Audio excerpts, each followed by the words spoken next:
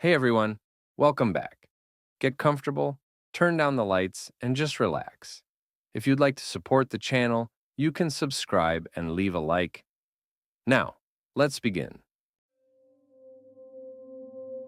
Working overnight at the old Chevron station outside Fresno, California, meant the only company I had was the radio. I always tuned into a small, local country station. The speakers were old and tinny, but it was better than the silence. My routine was meticulous. Check the coolers, mop the floor, and count the till, usually finishing up around 4:30 a.m. One Tuesday morning, I was cleaning the Slurpee machine when the radio signal cut out entirely. This happened sometimes, but instead of static, a woman's voice, calm and clear, filled the quiet store. It sounded like an emergency broadcast, but the tone was too conversational, too strange. The voice said, "He is now attempting the final count. He will finish the till at 4:34 and begin mopping the aisle leading to the chip rack." I froze, mop in hand. My watch read 4:33 a.m. I was, in fact, finishing the till count. And the next thing on my list was the chip rack aisle. I rushed to the radio and furiously twisted the dial, but the woman's voice continued over the static. "He is now walking towards the chip rack. The small bottle of Windex is in his right hand. He is looking at the clock." I stopped dead still. My heart was pounding. I was looking at the clock. I dropped the Windex bottle. The woman's voice chuckled softly, a warm, friendly sound that was horrifying in the context. "He dropped the Windex. He is afraid. He should be. The delivery truck will not arrive until 6 a.m. I unplugged the radio completely. Silence returned, but it was a heavy, suffocating silence now. I hid behind the counter, staring at the front door. Who was watching me? There was only one car visible, a rusty sedan parked far away in the employee lot. About an hour later, just as the sun started to rise, I cautiously plugged the radio back in. The country music returned immediately, loud and normal. I tried to convince myself it was a prank, a localized pirate broadcast. But the next night, it happened again. At exactly 4:33 a.m., the music cut out. The woman's voice returned. "He is counting the cigarettes now. He is trying to stay calm. He is wearing the blue uniform shirt with a small stain near the collar. He is almost finished." I checked my shirt. There was a tiny coffee stain right where she said. I ran outside to the desolate parking lot, scanning the darkness with my flashlight. Nothing. No vans, no hidden cameras. Just the empty highway. The voice continued to broadcast my movements every night for a week. The details were always perfect. The last night I worked there, the voice didn't describe my actions. It simply said, "He is leaving now. He's going to call his mother when he gets home. He should not have told her what he saw. We know where his mother lives." I quit on the spot. I realized it wasn't a broadcast. It was a private, real-time commentary, and the speaker wasn't outside the store. They were watching me from somewhere I couldn't see, and they knew far more than my work routine. I sold my car and moved cities. I still turn off the radio whenever I'm driving alone at night. My station was right off I-95 in rural Georgia. We had a large parking lot reserved for truckers who needed their mandatory sleep break. My job was simple: gas up cars, sell coffee, and make sure no trouble broke out in the lot. One Tuesday night, a massive semi-truck, a faded blue Peterbilt, pulled into the furthest, darkest corner of the lot around 11 p.m. The driver killed the engine and everything went silent. That was normal. What wasn't normal was the next morning. When my manager arrived at 7 a.m., the blue Peterbilt was still sitting there. Usually, truckers leave by 5 a.m. We didn't think much of it, but the truck was still there.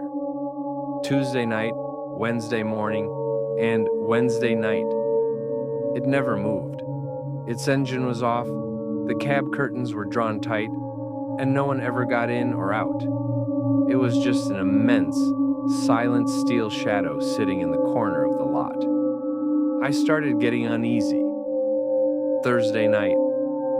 The manager had tried to call the number on the side of the truck, but got a disconnected line. I was walking my final perimeter check before dawn, shining my flashlight across the lot. I stopped 10 feet from the Peterbilt. I shone the light on the driver's side door. The window was dark, but I thought I saw a faint outline of a head pressed against the curtain. I knocked firmly on the door. "Security, is everything all right in there?" No answer. I knocked again, harder. I heard a sound from inside, a light tap, tap, tap, tap, as if someone was gently touching the glass from the inside. Not knocking, but tapping. Then, silence. I decided to call the state police. As I pulled out my phone, I looked up at the truck one last time. The curtains were still drawn, but I noticed something I hadn't seen before. The truck wasn't parked in the corner. It was parked directly in the middle of two lines, taking up 2 full spots. I distinctly remembered it being far in the corner. The police arrived and, seeing no movement, forced the door open. The cab was completely empty. No driver, no belongings, no sleeping bag, no coffee cup. Just clean, cold cab seats. The strange part? The engine was still slightly warm, and the radio was on, tuned to a static-filled frequency, emitting a slow, faint tapping sound. The police towed the truck away. The investigation lasted a week. They traced the VYN back to a company that went bankrupt 5 years earlier. The truck should not have been on the road. I thought the mystery was solved. Just an abandoned truck. But the next Tuesday night, I was back on the final perimeter check. I saw the empty space where the truck had been towed, and next to it, I found a small handwritten note tucked under a loose piece of gravel. The note was simple, written in sharp, clean handwriting. I was resting. You woke me up. You shouldn't have moved the truck. I looked down at the empty corner of the lot. I realized that when I had shone my light on the truck, it had been perfectly parked in the corner. When I pulled out my phone to call the police, the truck had suddenly moved to the center. It hadn't been towed away. It had driven itself. I never touched that corner of the lot again. There are small, family-owned gas stations off the beaten path that still use old buildings for their convenience stores. I worked the night shift at one of them, deep in rural Pennsylvania. The station was attached to what used to be a diner, and most of the back rooms were boarded up and unused. My territory was the counter, the aisles, and the tiny storage closet. The first few weeks were typical. Boring, cold, and quiet. But the back of the store always made me uneasy. The employee restroom was down a narrow, dark hallway that led to the old diner kitchen. I avoided it, preferring the public one near the main entrance. The trouble started with the cold. It was summer, and the AC was broken, but the back hallway was always freezing. Not just cool, but intensely cold, like standing in front of an open freezer. One night, around 4 a.m., I had to use the storage closet. As I pulled out a box of candy, I heard a sound from the end of the dark hallway leading to the old kitchen. A quiet, persistent drip, drip, drip. I knew the pipes were old, but this sound was too soft. I grabbed my phone flashlight and walked toward the sound. The cold intensified until I could see my own breath. I stopped at the entrance to the old kitchen. The room was black, but the dripping sound was louder now, coming from the far corner. I flashed my light. There was no leak. The floor was dry. The sound continued, coming from somewhere in the corner near the utility sink. I cautiously moved closer, and the dripping sound stopped. It was replaced by a soft, wet snuffling sound, like an animal quietly smelling the air. It was coming from the darkness just beyond the sink. I shined the light directly there. I saw nothing. But as I moved the light away, I heard a quick, muffled skittering sound, and the dripping started again. Only this time, it sounded like it was coming from the ceiling. I ran out of there, bolting back to the front counter. I spent the next hour rationalizing it as rats. But no rat makes sounds that confusing. The encounters escalated when I realized the cold wasn't just a physical phenomenon. On my next shift, I noticed the security camera monitor. The rear camera, which pointed down the hallway to the kitchen, showed the hallway blanketed in a thick, white fog. It was so dense you couldn't see the floor. The front of the store was perfectly clear. I stood in the hallway entrance, and there was no fog. It was only visible on the screen. I called the manager the next day, complaining about the strange cold and the camera glitch. He told me, "That old kitchen area? Don't go back there. People say the cold is because the ground used to be a meat locker, but nobody's been back there in 30 years. Just lock the counter and stay up front." That night, I was sitting at the counter when I saw something on the floor monitor. The fog was back in the hallway camera view, and slowly, deliberately, a single large, dark shape began to emerge from the dense white fog, moving towards the main store. It wasn't walking, it seemed to glide. It was roughly the size of a human torso, low to the ground, but its shape was indistinct, like a moving shadow. I grabbed the phone to call the police, but just as the shadow reached the camera, the fog on the screen vanished. The hallway was clear. I looked up. The lock on the counter door clicked softly. I don't know what it was, a residual presence, something physical, hidden in the old diner structure, or just something using the extreme cold and darkness to hide. But I quit that week. I couldn't handle the thought that something was waiting in the shadows of the back room, and that it had finally figured out how to use the counter door.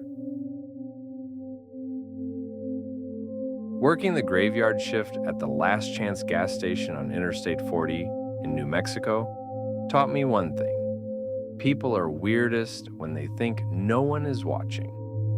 The station was isolated, just the bright canopy, the pumps, and a mile of pitch-black desert in every direction. My shift ran from 11 p.m. to 7 a.m. Most nights were boring, punctuated only by truckers and the occasional desperate traveler. But one night, around 3:30 a.m., a sleek, black sedan pulled up to the furthest pump. It looked expensive and out of place. A man got out dressed in a sharp, dark suit and began pumping gas. I watched him on the monitor. What struck me was his posture. He stood perfectly still, facing the pump, without moving his head once. He didn't check the desert, didn't look at the sky, and didn't look toward the store entrance where I was sitting. It was like he was deliberately trying to present only his profile. After finishing the pump, he walked to the store entrance. He was tall, thin, and his movements were unnervingly precise. He walked straight to the counter. "Can I help you?" I asked, forcing a friendly smile. He pushed a $10 bill across the counter. He never looked up at me. His head remained slightly bowed, his eyes focused intensely on the counter's surface, examining the polished plastic as if it held the secret to the universe. 10 on pump 3, he said, his voice deep and flat, devoid of any accent or emotion. I rang him up, glancing at his face, trying to catch his eyes. His skin was pale, almost translucent. I handed him his change. He took it, still staring down. "Anything else for you tonight?" I asked. He paused. Then, he raised his hand and slowly pointed to the empty space on the counter beside the register. "The gum," he whispered. There was no gum there. The gum display was several feet away near the candy racks. I told him this, pointing. He didn't react. He stood there, finger pointed precisely at the empty spot. "The gum," he repeated, the flatness in his voice replaced by a subtle, strained impatience. I decided he must be high. I grabbed a pack of gum from the rack and put it exactly where his finger was pointing. He immediately picked it up, turned, and walked out. I watched him get into his sedan on the monitor. He drove off without incident. I immediately went to clean the spot where he was standing. I noticed something he left behind, a single, tiny, circular mirror, the size of a quarter, lying on the counter right where he was pointing. I picked it up. As I held the mirror, I understood why he never looked at me. The surface of the mirror was smooth, but it reflected nothing. It reflected the ceiling lights, the back wall, and my own hands, but no human face. It was a mirror that showed everything but human reflection. I dropped it on the floor. It didn't break. I swept it into the garbage can and never saw that customer again. But every night I find myself compulsively checking my own reflection in the store window just to make sure I'm still there.